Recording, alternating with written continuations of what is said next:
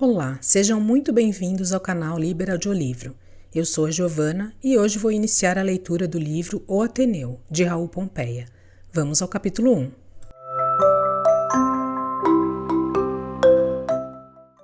Capítulo 1. Vais encontrar o mundo, disse-me meu pai, à porta do Ateneu. Coragem para a luta. Bastante experimentei depois a verdade deste aviso, que me despia, num gesto, das ilusões de criança educada exoticamente na estufa de carinho que é o regime do amor doméstico.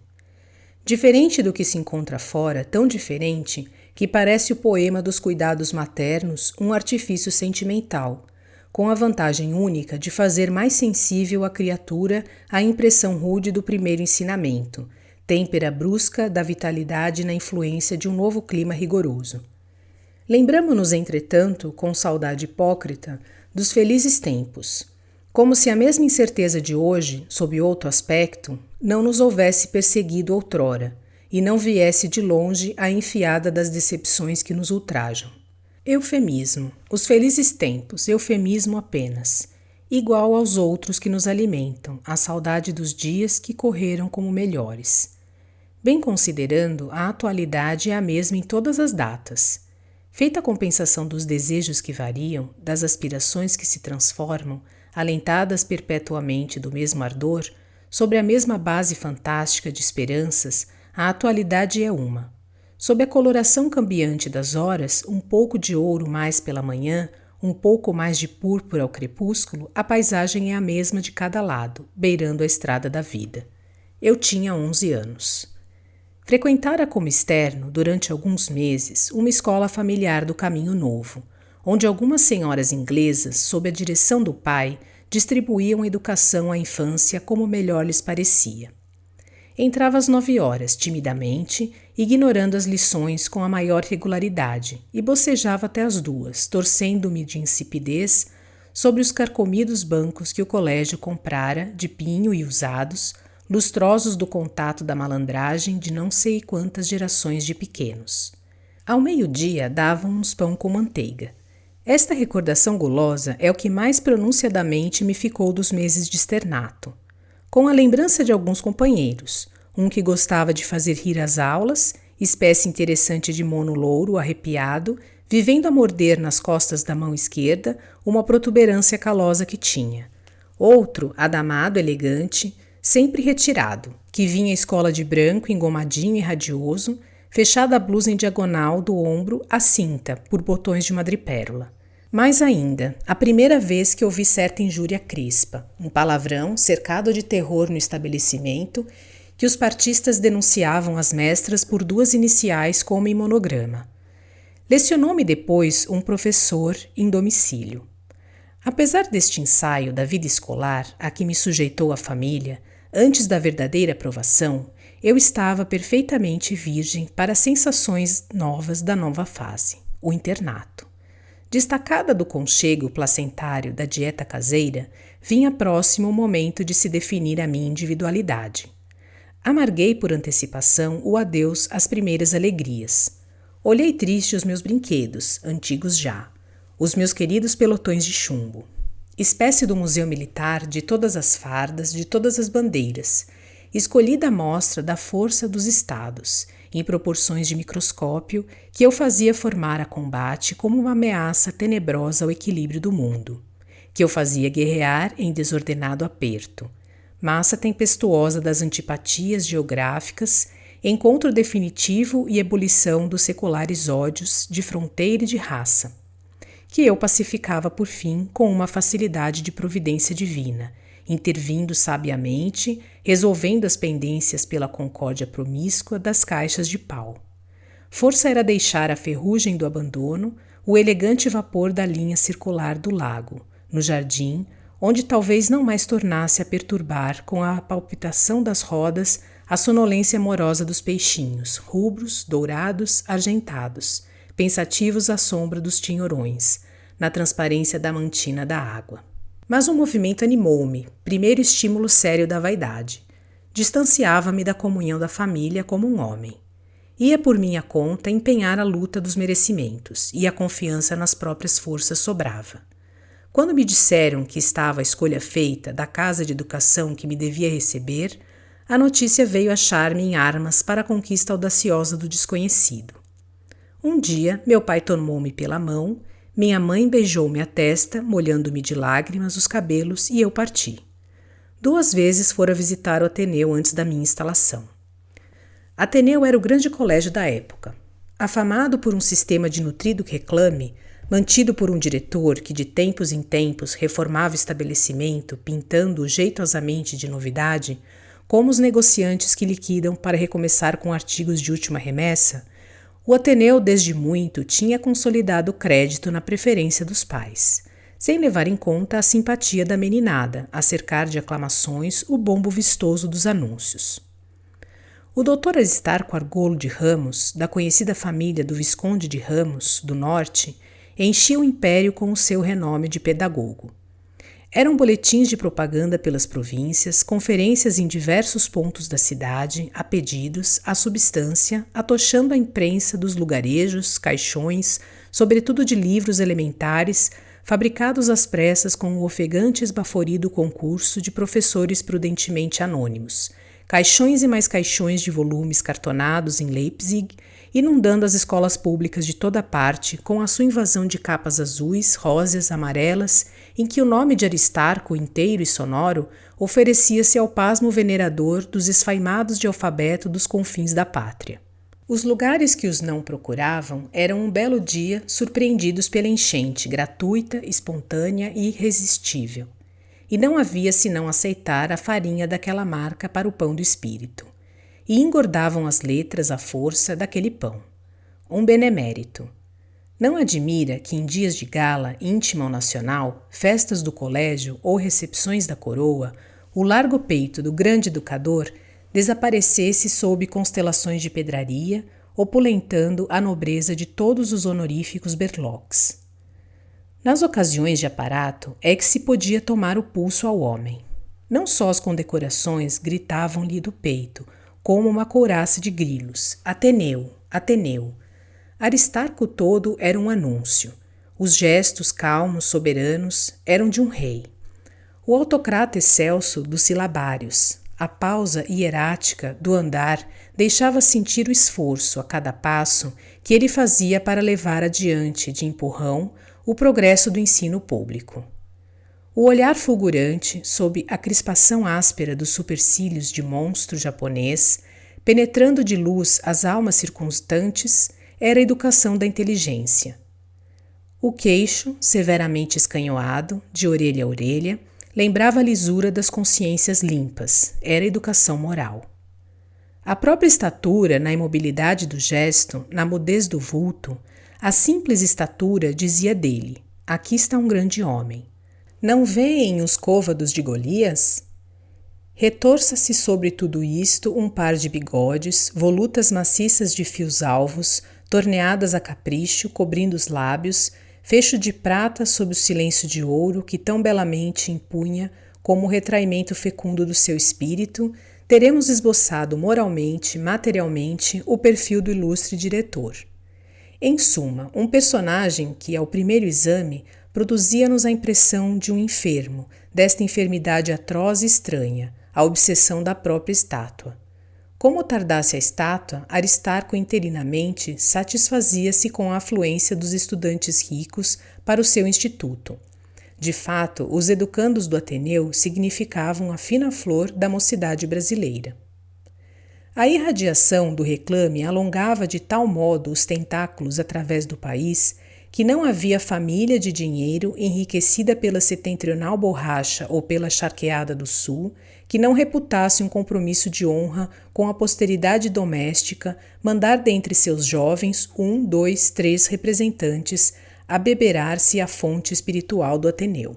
Fiados nesta seleção apuradora, que é comum o erro sensato de julgar melhores famílias as mais ricas, sucedia que muitos, indiferentes mesmo e sorrindo do estardalhaço da fama, lá mandavam os filhos. Assim entrei eu.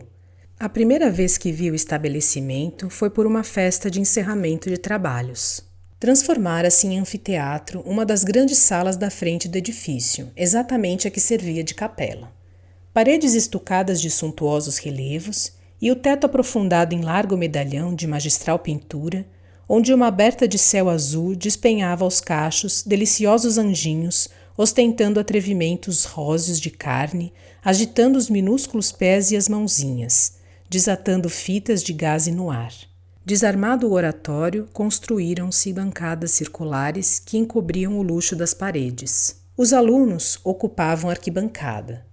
Como a maior concorrência preferia sempre a exibição dos exercícios ginásticos, solenizada dias depois do encerramento das aulas, a acomodação deixada aos circunstantes era pouco espaçosa, e o público, pais e correspondentes em geral, porém mais numerosos do que se esperava, tinha que transbordar da sala da festa para a imediata. Desta antessala, trepado a uma cadeira, eu espiava. Meu pai ministrava-me informações. Diante da arquibancada ostentava-se uma mesa de grosso pano verde e borlas de ouro. Lá estava o diretor, o ministro do Império, a comissão dos prêmios. Eu via e ouvia. Houve uma alocução comovente de Aristarco. Houve discursos de alunos e mestres. Houve cantos, poesias declamadas em diversas línguas. O espetáculo comunicava-me certo prazer respeitoso. O diretor, ao lado do ministro, de acanhado físico, fazia-o incivilmente desaparecer na brutalidade de um contraste escandaloso. Em grande tênue dos dias graves, sentava-se elevado no seu orgulho como em um trono. A bela farda negra dos alunos, de botões dourados, infundia-me a consideração tímida de um militarismo brilhante, aparelhado para as campanhas da ciência e do bem. A letra dos cantos, em coro dos falsetes indisciplinados da puberdade, os discursos visados pelo diretor, pançudo de sisudez, na boca irreverente da primeira idade, como um cendrilão mal feito da burguesia conservadora, recitados em monotonia de realejo e gestos rodantes de manivela, ou exagerados de voz cava e caretas de tragédia fora do tempo, eu recebia tudo convictamente, como o texto da Bíblia do dever. E as banalidades profundamente lançadas como as sábias máximas do ensino redentor. Parecia-me estar vendo a legião dos amigos do estudo, mestres à frente, na investida heróica do obscurantismo, agarrando pelos cabelos, derribando, calcando aos pés a ignorância e o vício, misérrimos trambolhos, consternados e esperneantes. Um discurso, principalmente, impressionou-me. À direita da comissão dos prêmios ficava a tribuna dos oradores. Galgou a firme tezinho o Venâncio, professor do colégio, a 40.000 réis por matéria, mas importante, sabendo falar grosso timbre de independência, mestiço de bronze, pequenino e tenaz, que havia de varar carreira mais tarde. O discurso foi o confronto chapa dos torneios medievais com o moderno certame das armas da inteligência. Depois, uma preleção pedagógica tacheada de flores de retórica a martelo. E a apologia da vida de colégio, seguindo-se a exaltação do mestre em geral e a exaltação em particular de Aristarco e do Ateneu. O mestre, perorou Venâncio, é o prolongamento do amor paterno, é o complemento da ternura das mães, o guia zeloso dos primeiros passos, na senda escabrosa que vai às conquistas do saber e da moralidade. Experimentado no labutar cotidiano da sagrada profissão, o seu auxílio ampara-nos como a providência na terra, e escolta-nos assíduo como um anjo da guarda. A sua lição prudente esclarece-nos a jornada inteira do futuro. Devemos ao Pai a existência do corpo. O Mestre cria-nos o espírito, sorites de sensação. E o espírito é a força que impele, o impulso que triunfa, o triunfo que nobilita, o enobrecimento que glorifica, e a glória é o ideal da vida, o louro do guerreiro, o carvalho do artista, a palma do crente. A família é o amor no lar, o Estado é a segurança civil. O mestre, com o amor forte que ensina e corrige, prepara-nos para a segurança íntima e inapreciável da vontade. Acima de Aristarco, Deus. Deus tão somente. Abaixo de Deus, Aristarco. Um último gesto espaçoso, como um jamegão no vácuo, arrematou rápido de eloquência. Eu me sentia compenetrado daquilo tudo, não tanto por entender bem, como pela facilidade da fé cega a que estava disposto. As paredes pintadas da antessala imitavam pórfiro verde, Em frente ao pórtico aberto para o jardim, graduava-se uma ampla escada, caminho do andar superior. Flanqueando a majestosa porta dessa escada, havia 2 quadros de alto relevo. À direita, uma alegoria das artes e do estudo, à esquerda, as indústrias humanas, meninos nus, como nos frisos de Kaubá, risonhos, com a ferramenta simbólica, psicologia pura do trabalho, modelada idealmente na candura do gesso e da inocência.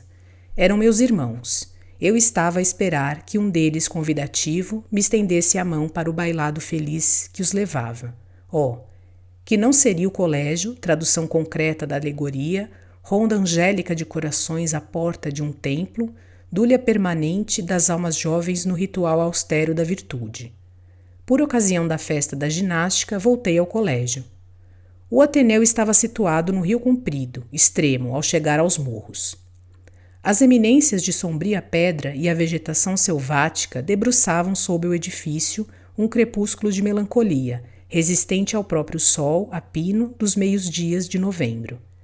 Esta melancolia era um plágio ao detestável pavor monacal de outra casa de educação, o Negro Caraça de Minas. Aristarco dava-se palmas desta tristeza aérea. A atmosfera moral da meditação e do estudo definia, escolhida a dedo para maior luxo da casa, como um apêndice mínimo da arquitetura. No dia da festa da educação física, como rezava o programa de arromba, porque o secretário do diretor tinha o talento dos programas, não percebia a sensação de ermo tão acentuada em sítios montanhosos que havia de notar depois. As galas do momento faziam sorrir a paisagem. O arvoredo do imenso jardim, entretecido a cores por 1000 bandeiras, brilhava ao sol vivo com um esplendor de estranha alegria. Os vistosos panos em meio da ramagem fingiam flores colossais, numa caricatura extravagante de primavera. Os galhos frutificavam em lanternas venezianas, pomos de papel enormes, de uma uberdade carnavalesca. Eu ia carregado no pulso da multidão. Meu pai prendia-me solidamente o pulso, que me não extraviasse. Mergulhado na onda, eu tinha que olhar para cima para respirar. Adiante de mim, um sujeito mais próximo fez-me rir. Levava de fora a fralda da camisa. Mas não era fralda. Verifiquei que era o lenço. Do chão subia um cheiro forte de canela pisada. Através das árvores, com intervalos, passavam rajadas de música como uma tempestade de filarmônicas. Um último aperto mais rijo, estalando-me as costelas, espremeu-me por um estreito corte no muro, para o espaço livre. Em frente, um gramal vastíssimo. Rodeava uma ala de galhardetes, contentes no espaço, com o pitoresco dos tons enérgicos, cantando vivos sobre a harmoniosa surdina do verde das montanhas. Por todos os lados apinhava-se o povo. Voltando-me, divisei ao longo do muro 2 linhas de estrado com cadeiras quase exclusivamente ocupadas por senhoras, fulgindo os vestuários, em violenta confusão de colorido. Algumas protegiam o olhar com a mão enluvada, com o leque, à altura da fronte, contra a rutilação do dia num bloco de nuvens que crescia do céu. Acima do estrado balouçavam docemente e sussurravam bosquetes de bambu, projetando franjas longuíssimas de sombra pelo campo de relva. Algumas damas empunhavam binóculos. Na direção dos binóculos distinguia-se um movimento alvejante. Eram os rapazes. Aí vem, disse-me meu pai. Vão desfilar por diante da princesa. A princesa imperial, regente nessa época, achava-se à direita em gracioso palanque de sarrafos. Momentos depois, adiantavam-se por mim os alunos do Ateneu, cerca de 300. Produziam-me a impressão do inumerável. Todos de branco, apertados em larga cinta vermelha, com alças de ferro sobre os quadris e na cabeça um pequeno gorro cingido por um cadarço de pontas livres. Ao ombro esquerdo traziam laços distintivos das turmas. Passaram a toque de clarim, sopesando os petrechos diversos dos exercícios. Primeira turma, os halteres, segunda, as massas, terceira, as barras. Fechavam a marcha, desarmados, os que figurariam simplesmente nos exercícios gerais. Depois de longa volta, a 4 de fundo, dispuseram-se em pelotões, invadiram o gramal e, cadenciados pelo ritmo da banda de colegas que os esperava no meio do campo, com a certeza de amestrada disciplina, produziram as manobras perfeitas de um exército sob o comando do mais raro instrutor. Diante das fileiras, Bataillard, o professor de ginástica, exultava, envergando a altivez do seu sucesso na extremada elegância do talhe, multiplicando por milagroso desdobramento o compêndio inteiro da capacidade profissional, exibida em galeria por uma série infinita de atitudes. A admiração hesitava a decidir-se pela formosura masculina e rija, da plástica de músculos a estalar o brindo uniforme, que ele trajava branco como os alunos, ou pela nervosa celeridade dos movimentos, efeito elétrico de lanterna mágica, respeitando-se, na variedade prodigiosa, a unidade da correção suprema. Ao peito tilintavam-lhe as agulhetas do comando, apenas de cordões vermelhos em trança. Ele dava as ordens fortemente, com uma vibração penetrante de corneta que dominava a distância, e sorria à docilidade mecânica dos rapazes. Como oficiais subalternos, auxiliavam-no os chefes de turma, postados devidamente com os pelotões, sacudindo a manga distintivos de fita verde e canutilho. Acabadas as evoluções, apresentaram-se os exercícios. Músculos do braço, músculos do tronco, tendões dos jarretes, a teoria toda do corpore sano foi praticada valentemente ali, precisamente com a simultaneidade exata das extensas máquinas. Houve após o assalto aos aparelhos. Os aparelhos alinhavam-se a uma banda do campo, a começar do palanque da regente. Não posso dar ideia do deslumbramento que me ficou desta parte. Uma desordem de contorções deslocadas e atrevidas, uma vertigem de volteios à barra fixa, temeridades acrobáticas ao trapézio, as perchas, as cordas, as escadas, pirâmides humanas sobre as paralelas, deformando-se para os lados em curvas de braços e ostentações vigorosas de tórax, formas de estatutária viva, trêmula de esforço, deixando adivinhar de longe o estalido dos ossos desarticulados. Posturas de transfiguração sobre invisível apoio, aqui e ali uma cabecinha loura, cabelos em desordem cacheados à testa, um rosto injetado pela inversão do corpo, lábios entreabertos ofegando, olhos semicerrados para escapar a areia dos sapatos, costas de suor, colando a blusa em pasta, gorros sem dono que caíam do alto e juncavam a terra, movimento e entusiasmo por toda parte e a soalheira, branca nos uniformes, queimando os últimos fogos da glória diurna sobre aquele triunfo espetaculoso da saúde, da força, da mocidade.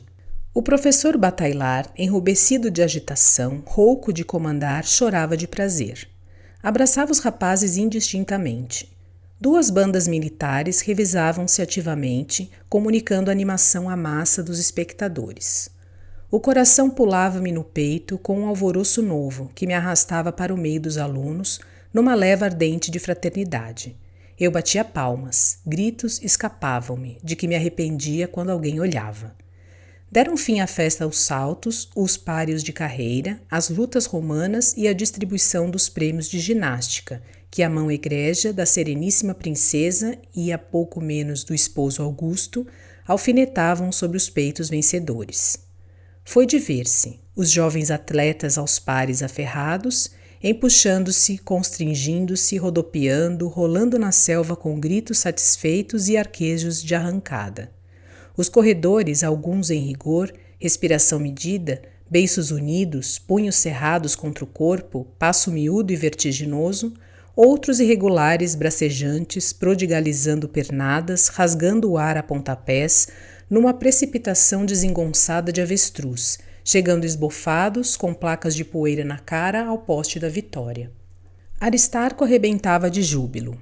Pusera de parte o comedimento soberano que eu lhe admirara na primeira festa. De ponto em branco, com uma rapaziada e chapéu do Chile, distribuía-se numa ubiquidade impossível de meio ambiente. Viam-no ao mesmo tempo a festejar os príncipes com um risinho nasal, cabritante, entre lisonjeiro e irônico, desfeito em etiquetas de reverente súdito e cortesão. Viam-no bradando ao professor de ginástica a gesticular com o chapéu seguro pela copa. Viam-no formidável, com o perfil leonino, rugir sobre um discípulo que fugira aos trabalhos, sobre outro que tinha lima nos joelhos de haver lutado em lugar úmido, gastando tal veemência no ralho que chegava a ser carinhoso. O figurino campestre rejuvenescera-o. Sentia as pernas leves e percorria celerípede à frente dos estrados, cheio de cumprimentos para os convidados especiais e de interjetivos amáveis para todos. Perpassava como uma visão de brim claro, súbito extinta para reaparecer mais viva noutro ponto. Aquela expansão vencia-nos. Ele irradiava de si sobre os alunos, sobre os espectadores, o magnetismo dominador dos estandartes de batalha. Roubava-nos 2/3 da atenção que os exercícios pediam. Indenizava-nos com o equivalente em surpresas de vivacidade, que desprendia de si profusamente, por erupções de jorro em roda, por ascensões cobrejantes de girândola que iam às nuvens, que baixavam depois serenamente, diluídas na viração da tarde que os pulmões bebiam. Ator profundo realizava ao pé da letra, a valer, o papel diáfano, sutil, metafísico de alma da festa e alma do seu instituto. Uma coisa o entristeceu, um pequenino escândalo. Seu filho Jorge, na distribuição dos prêmios, recusara-se a beijar a mão da princesa, como faziam todos ao receber a medalha. Era republicano pirralho. Tinha já aos 15 anos as convicções ossificadas na espinha inflexível do caráter. Ninguém mostrou perceber a bravura. Aristarco, porém, chamou o menino à parte, encarou-o silenciosamente, nada mais, e ninguém mais viu o republicano. Consumira-se naturalmente o infeliz, cremado ao fogo daquele olhar. Nesse momento, as bandas tocavam o hino da monarquia jurada, última verba do programa. Começava a anoitecer quando o colégio formou ao toque de recolher. Desfilaram aclamados entre alas de povo e se foram do campo, cantando alegremente uma canção escolar. À noite, houve baile nos 3 salões inferiores do lance principal do edifício e iluminação no jardim. Na ocasião em que me ia embora, estavam acendendo luzes variadas de bengala diante da casa. O Ateneu, 40 janelas, resplendentes do gás interior, dava-se ares de encantamento com a iluminação de fora. Erigia-se na escuridão da noite como imensa muralha de coral flamante, como um cenário animado de safira com horripilações errantes de sombra, como um castelo fantasma batido de luar verde emprestado à selva intensa dos romances cavalheirescos, despertado um momento da legenda morta para uma entrevista de espectros e recordações. Um jato de luz elétrica derivado de foco invisível feria a inscrição dourada Ateneum, em arco sobre as janelas centrais no alto do prédio. A uma delas, a sacada, Aristarco mostrava-se. Na expressão olímpica do semblante transpirava a beatitude de um gozo superior. Gozava a sensação prévia no banho luminoso da imortalidade a que se julgava consagrado. Devia ser assim, luz benigna e fria, sobre bustos eternos, o ambiente glorioso do panteão. A contemplação da posteridade embaixo. Aristarco tinha momentos destes, sinceros. O anúncio confundia-se com ele, suprimia-o, substituía-o, e ele gozava como um cartaz que experimentasse o entusiasmo de ser vermelho. Naquele momento não era simplesmente a alma do seu instituto, era a própria feição palpável, a síntese grosseira do título, o rosto, a testada, o prestígio material do seu colégio, idêntico com as letras que luziam em auréola sobre a cabeça. As letras de ouro, ele imortal, única diferença. Guardei na imaginação infantil a gravura desta apoteose com um atordoamento ofuscado, mais ou menos de um sujeito partindo à meia-noite de qualquer teatro, onde, mágica beata, Deus Padre pessoalmente se houvesse prestado a concorrer para a grandeza do último quadro. Conheci-o solene na primeira festa, jovial na segunda. Conheci-o mais tarde em 1000 situações, de 1000 modos. Mas o retrato que me ficou para sempre do meu grande diretor foi aquele. O belo bigode branco, o queixo barbeado, o olhar perdido nas trevas, fotografia estática na ventura de um raio elétrico. É fácil conceber a atração que me chamava para aquele mundo tão altamente interessante no conceito das minhas impressões. Avaliem o prazer que tive quando me disse meu pai que eu ia ser apresentado ao diretor do Ateneu e à matrícula. O movimento não era mais a vaidade, antes o legítimo instinto da responsabilidade altiva, era uma consequência apaixonada da sedução do espetáculo, o arroubo de solidariedade que me parecia prender a comunhão fraternal da escola. Honrado engano, esse ardor franco por uma empresa ideal de energia e de dedicação, premeditada confusamente, no cálculo pobre de uma experiência de 10 anos. O diretor recebeu-nos em sua residência, com manifestações ultra de afeto. Fez-se cativante e paternal.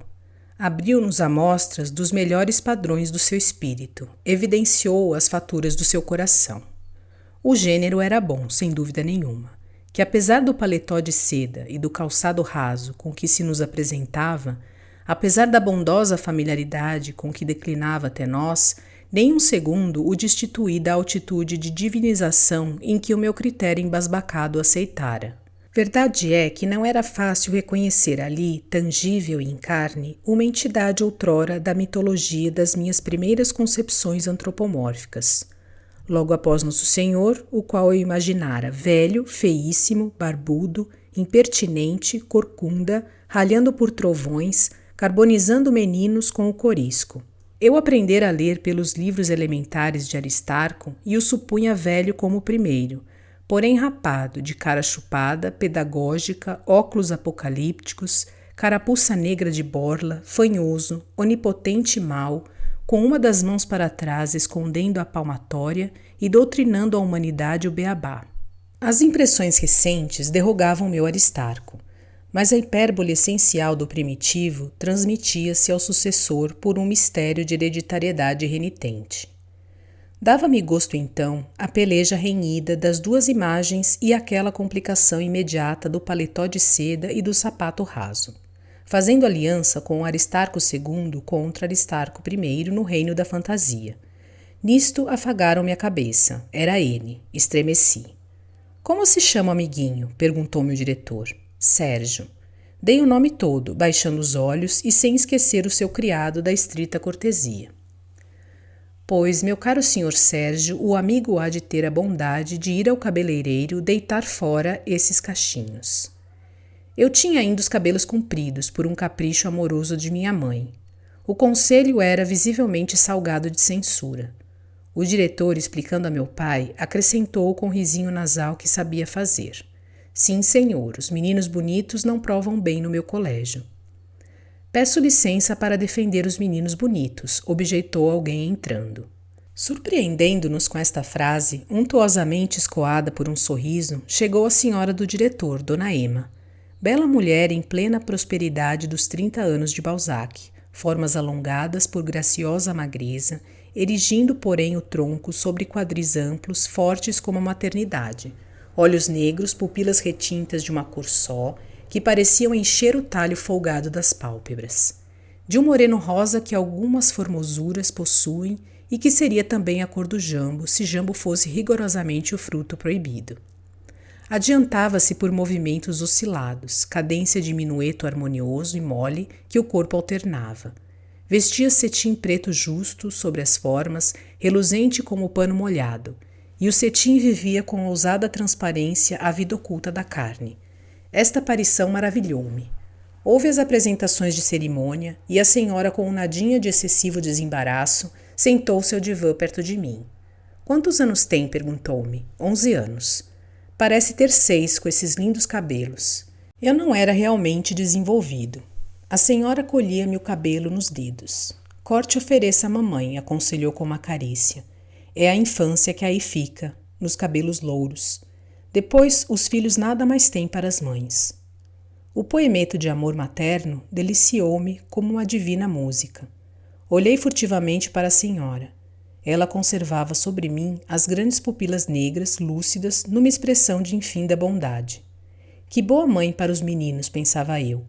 Depois, voltada para meu pai, formulou sentidamente observações a respeito da solidão das crianças no internato. Mas o Sérgio dos fortes, disse Aristarco, apoderando-se da palavra. Demais, o meu colégio é apenas maior que o lar doméstico. O amor não é precisamente o mesmo, mas os cuidados de vigilância são mais ativos. São as crianças os meus prediletos. Os meus esforços mais desvelados são para os pequenos. Se adoecem e a família está fora, não os confio a um correspondente. Trato-os aqui em minha casa. Minha senhora é a enfermeira. Queria que o vissem os detratores. Enveredando pelo tema querido do elogio próprio e do Ateneu, ninguém mais pôde falar.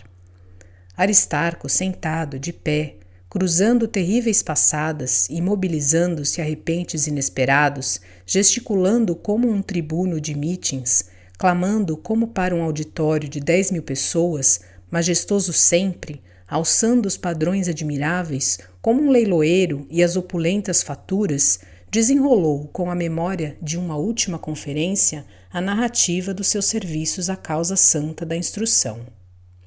30 anos de tentativas e resultados, esclarecendo como um farol diversas gerações agora influentes no destino do país. E as reformas futuras? Não bastava a abolição dos castigos corporais, o que já davam a benemerência passável.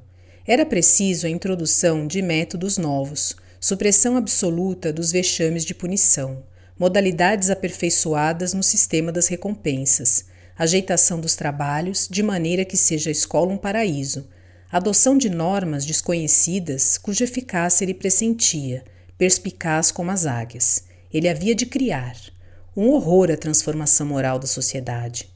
Uma hora trovejou-lhe a boca em sanguínea eloquência o gênio do anúncio. Miramo-lo na inteira expansão oral, como por ocasião das festas, na plenitude da sua vivacidade prática. Contemplávamos, eu com aterrado espanto, distendido em grandeza épica, o homem sanduíche da educação nacional. Lardeado entre dois monstruosos cartazes. Às costas, o seu passado incalculável de trabalhos. Sobre o ventre, para a frente, o seu futuro, o reclame dos imortais projetos. Espero que vocês tenham gostado deste conteúdo. Obrigada por sua companhia e até a próxima leitura.